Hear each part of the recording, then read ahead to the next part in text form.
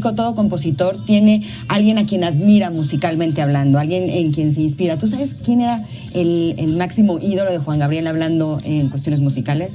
En cuestiones musicales, yo tengo que decir que él admiró muchísimo al señor Charles Aznavour, a un artista que se llama Tony Sherman, que es de Aruba, ¿verdad?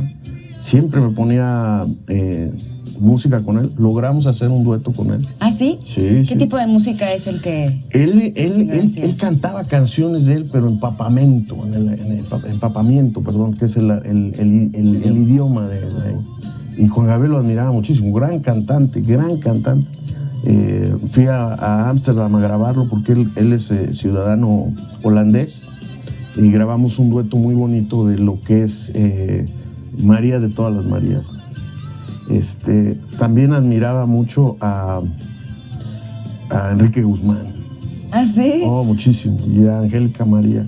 Muchísimo, muchísimo. Claro, ella sí tuvo oportunidad de trabajar, ¿no? Sí, grabaron un proyecto que me dejó encargado, que se llama Regalos del Corazón, que son los artistas que él quiere, invitó y grabaron solo, sin duetos con él.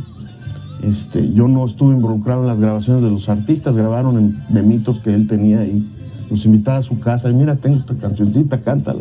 Pero me dejó todo ese material, me dijo, cuando sea oportuno necesito que me produzca todo este material. Y lo voy a hacer porque se lo prometí.